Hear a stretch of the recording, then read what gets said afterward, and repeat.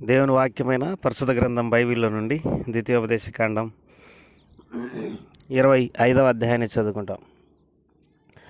మనుషులకు వివాదం కలిగి న్యాయసభకు వచ్చినప్పుడు న్యాయాధిపతులు విమర్శించి నీతిమంతుని నీతిమంతుడనియు దోషిని దోషి అనియు తీర్పు తీర్చవలెను.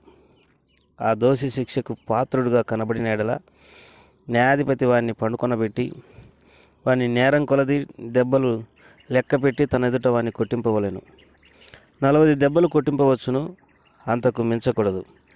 వీటికంటే విస్తారమైన దెబ్బలు కొట్టించిన ఎడల నీ సహోదరుడు నీ దృష్టికి నీచుడిగా కనబడునేమో. నూర్చెడి ఎద్దు మూతికి చిక్కం వేయకూడదు. సహోదరులు కూడి నివసించుచుండగా వారిలో ఒకడు సంతానం లేక చనిపోయిన ఎడల చనిపోయిన వాని భార్య అన్యుని పెళ్లి చేసుకొనకూడదు. ఆమె పెనిమిటి సహోదరుడు ఆమె వద్దకు పోయి ఆమెను పెళ్లి చేసుకుని తన సహోదరునికి మారుగా ఆమె ఎడల భర్త ధర్మం జరిగింపవలెను.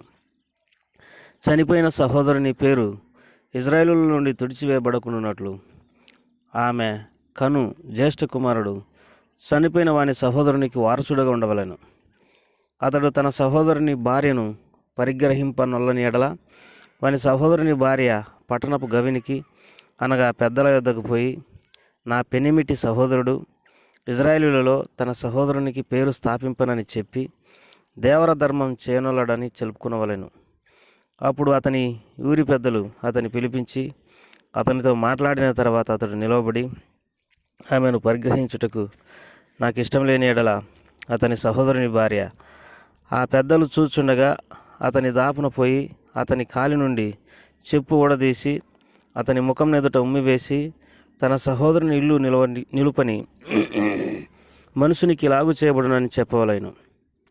అప్పుడు ఇజ్రాయేలులలో చెప్పు ఊడదీయబడిన వాని ఇల్లని వానికి పేరు పెట్టబడును. మనుషులు ఒకరితోనొకడు పోట్లాడుచుండగా వారిలో ఒకని భార్య వాని కొట్టువాని చేతిలో నుండి తన పెనిమిటిని విడిపించుటకు వచ్చి చేయి చాచి వాని మానం పట్టుకుని నెడల ఆమె చేతిని ఛేదింపవలెను. నీ కన్ను కటాక్షింపకూడదు. హెచ్చు తగ్గులు గల వేరువేరు తూనికరాళ్ళు నీ సంచిలో ఉంచుకొనకూడదు.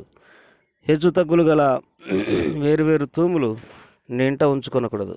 నీ దేవుడైన యెహోవా నీకిచ్చిన దేశంలో నీవు దీర్ఘాయుష్మంతుడు అగునట్లు తక్కువవి కానీ న్యాయమైన తూనికరాలు నీవు ఉంచుకొనవలెను. తక్కువది కానీ న్యాయమైన తూము నీకు ఉండవలెను. అలాగూ చేయని ప్రతివాడు అనగా అన్యాయం చేయు ప్రతివాడు నీ దేవుడైన యెహోవాకు హేయుడు. మీరు ఐగుప్తులో నుండి వచ్చుండగా మార్గమున అమాలేకీలు నీకు చేసిన దాన్ని జ్ఞాపకం చేసుకును. అతడు నీకు భయపడక మార్గమున నీకు ఎదురుగా వచ్చి నువ్వు ప్రయాసపడి అలసి ఉన్నప్పుడు నీ వారిలో నీ వెనకనున్న బలహీనులనందరినీ అతను చేసాను. కాబట్టి నీవు స్వాధీనపరుచుకున్నట్లు నీ దేవుడైన యెహోవా స్వాస్థ్యముగా నీకు ఇచ్చిన దేశంలో చుట్టుపట్లనున్న నీ సమస్త శత్రువులను లేకుండా చేసి నీ దేవుడైన యెహోవా నీకు విశ్రాంతి దయచేసిన తర్వాత ఆకాశం క్రింద నుండి అమాలేకీయుల పేరు తుడిచివేయవలెను. ఇది మర్చిపోవద్దు.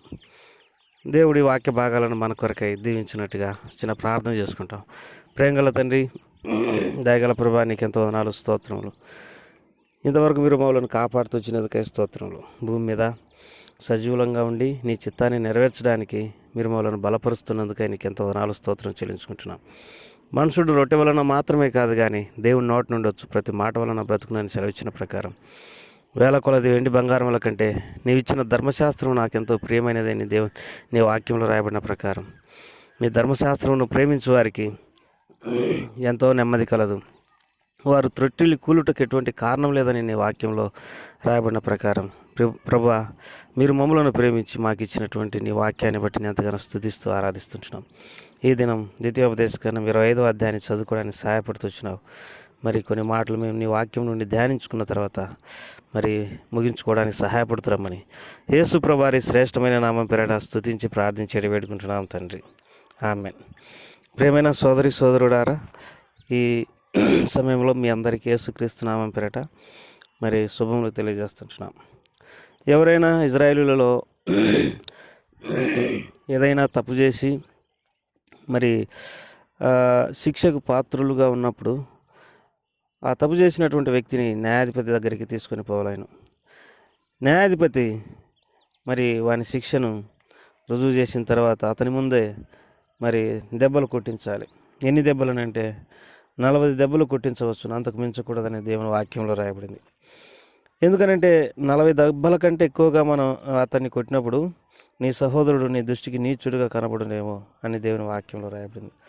ఈ సందర్భంలో మనకు గుర్తుకొచ్చేటటువంటి సమయం ఏంటిదనంటే యేసుక్రీస్తు ప్రభువారిని కూడా 39 కొరడా దెబ్బలు మరి కొట్టించినట్టుగా మనము మరి దేవుని వాక్యంలో చదువుకుందాము. కారణం ఏంటిదనంటే 40 దెబ్బల కంటే ఎక్కువ కొడితే నీ సహోదరుని నీ దృష్టికి నీచుడుగా కనబడునేమో అనే వాక్యం ప్రకారం వారు 39 కొరడా దెబ్బలు కొట్టించినారు. యేసుక్రీస్తు ప్రభువారు మరి ఆయన నేరం ఏమీ చేయలేదు. ఆయన మానవులందరి కొరకై ఈ లోకానికి వచ్చినాడు. ఎందుకంటే మానవుల పాపదోషమును తీసివేయడానికి యేసుక్రీస్తు ప్రభువారు శరీరాన్ని ధరించుకొని లోకానికి వచ్చినాడని మరి హెబ్రీలకు రాసిన పత్రిక 10వ అధ్యాయంలో రాయబడింది. నీవు నాకు ఒక శరీరమును ధరింపజేసినావు, పూర్ణ హోమములు, నైవేద్యములు, పాప పరిహారార్థ బలులు నీకు ఇష్టమైనవి కావు. దేవా, ఇదిగో నీ చిత్తము నెరవేర్చుటకు నేను వచ్చి ఉన్నానని హెబ్రీలకు రాసిన పత్రిక 10వ అధ్యాయంలో రాయబడింది. యేసుక్రీస్తు ప్రభువారు మానవుల పాపదోషమును తీసివేయడానికి ఆయన శరీరాన్ని ధరించుకొని ఈ లోకానికి వచ్చినాడు. తన శరీరం మీద మానవుల పాపమునంతా భరించినాడు. మానవులందరి కొరకై ఆయన శిలువలో తన ప్రాణం అర్పించినాడు. ఆయన ఎంతగానో అవమానపరచబడుతూ వచ్చినాడు. ఆయన 39 కొరడా దెబ్బలు మరి కొరడా దెబ్బలో యేసు ప్రభువారిని కొట్టినట్టుగా మనం దేవుని వాక్యంలో చూడగలం. మనందరి కొరకు ఆయన శరీరం చీల్చబడింది. మనందరి పాపము ఆయన శరీరం మీద మోపబడింది.